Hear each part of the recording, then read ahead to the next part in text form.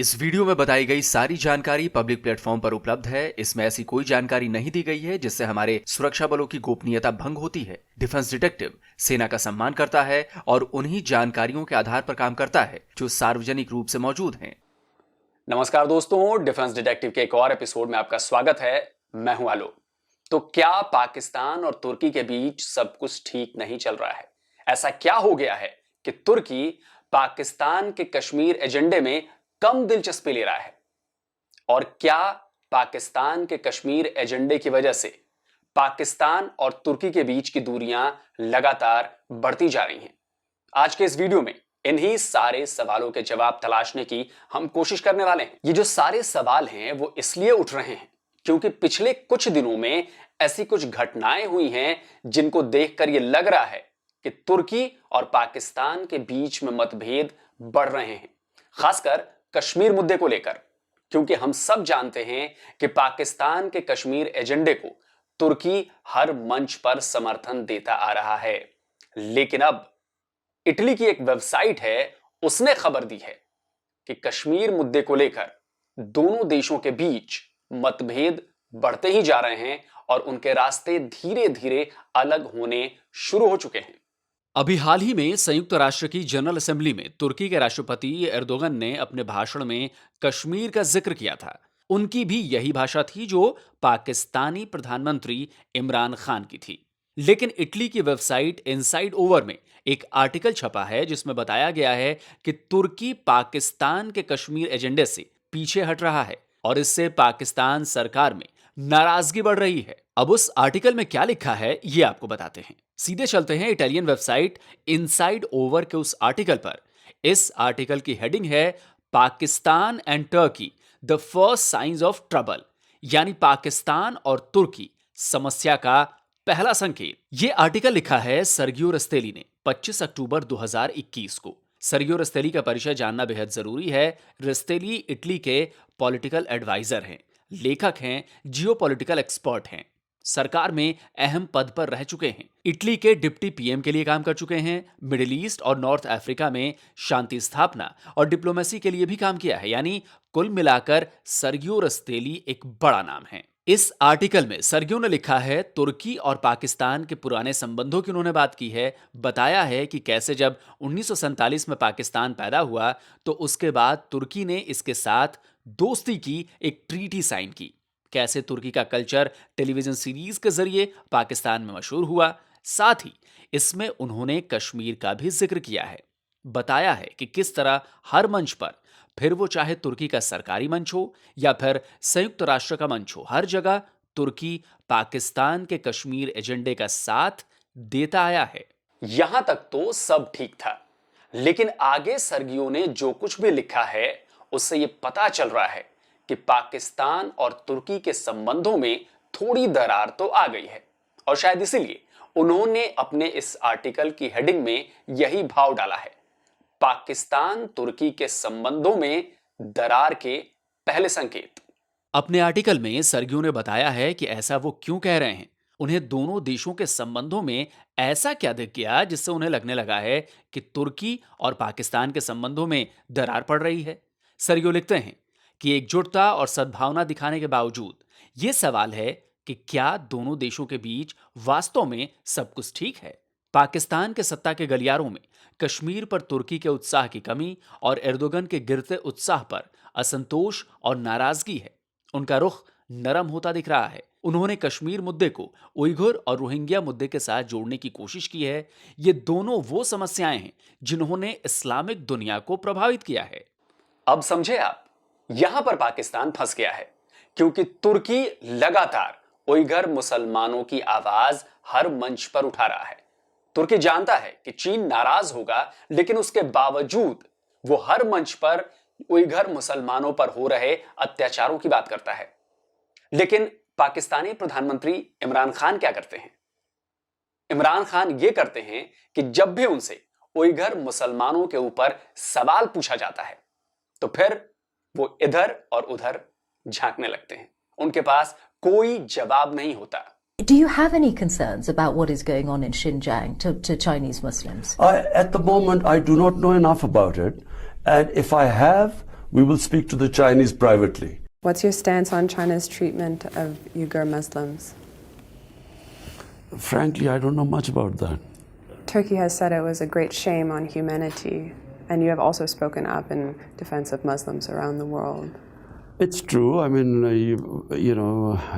Muslim world is probably going through its worst phase right now. But you won't speak out against what's happening in China. If I had enough knowledge, I would speak about it.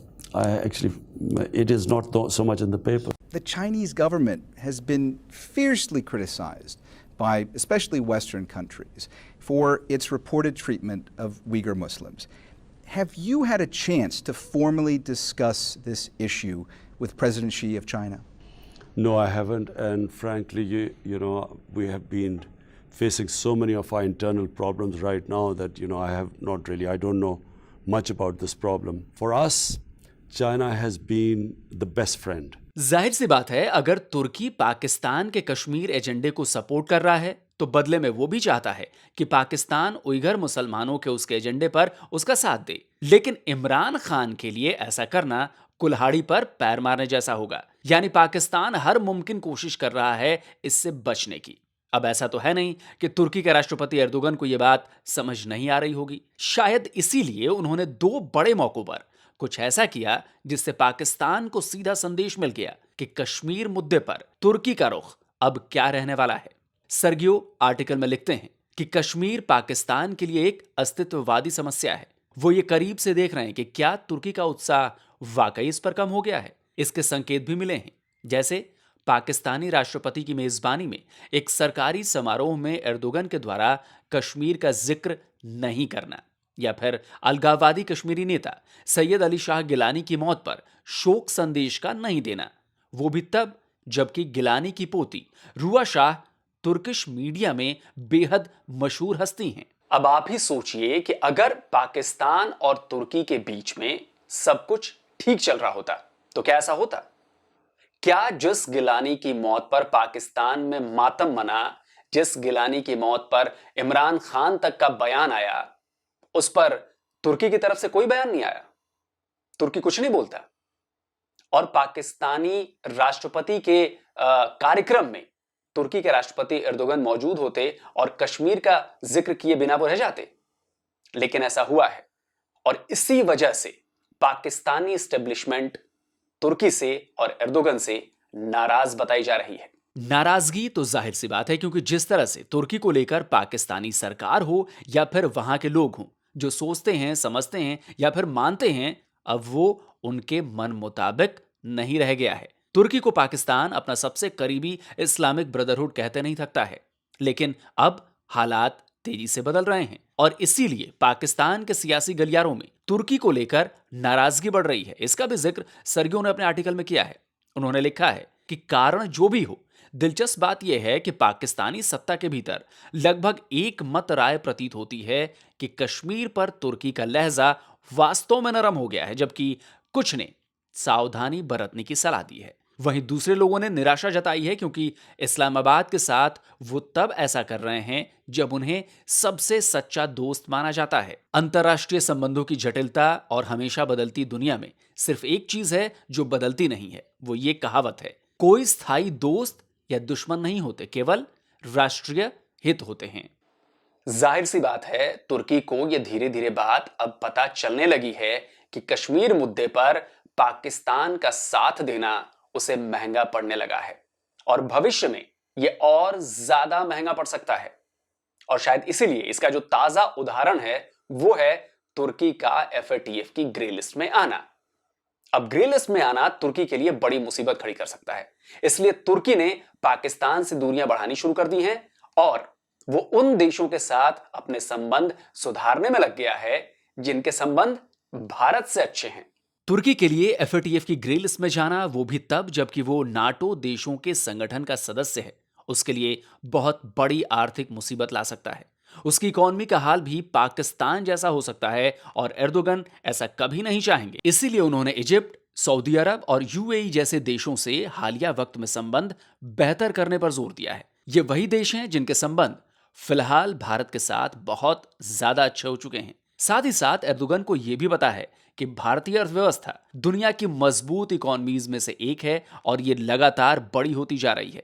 तो ऐसे में भारत से ज्यादा पंगे लेना तुर्की की economy की सेहत के लिए ठीक नहीं है।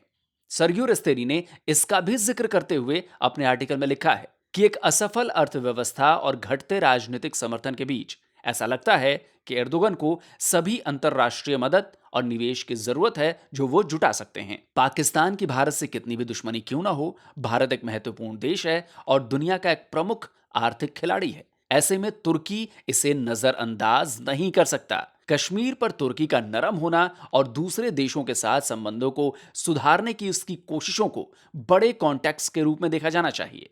दोनों देशों के बीच खटास के कुछ और सबूत मैं आपको दिखाता हूं।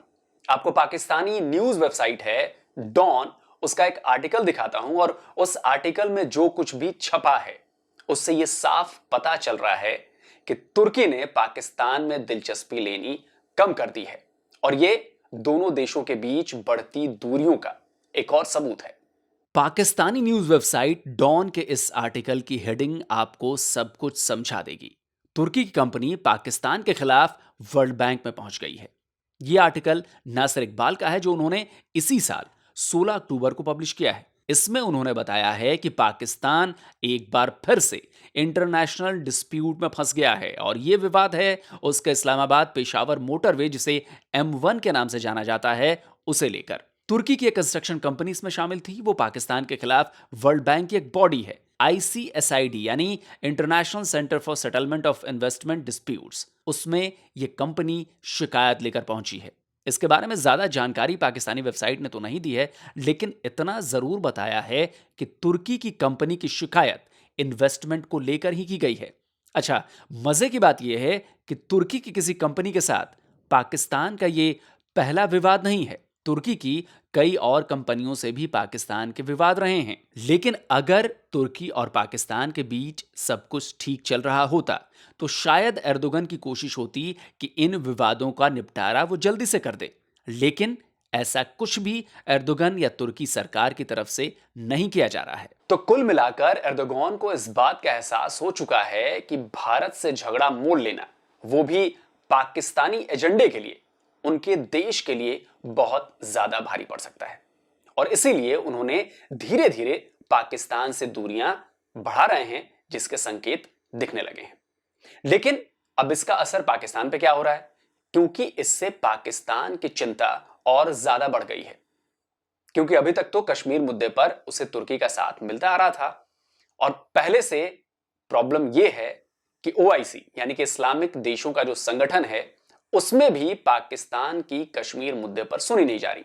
तो इसीलिए पाकिस्तान ज्यादा चिंतित है और इसीलिए वह एर्दोगन से ज्यादा नाराज बताया जा रहा है। तो दोस्तों, उम्मीद है आपको डिफेंस डिटेक्टिव का यह वीडियो पसंद आया होगा और सही और सटीक जानकारी के साथ वाले इस वीडियो को आप ज्यादा से ज्यादा शेयर करिए, ज्यादा से ज्यादा लाइक करिए, अपने परिवार और दोस्तों के साथ मिल बैठकर देखिए, जिससे आप सबके पास सबसे सही और सटीक जानकारी हो।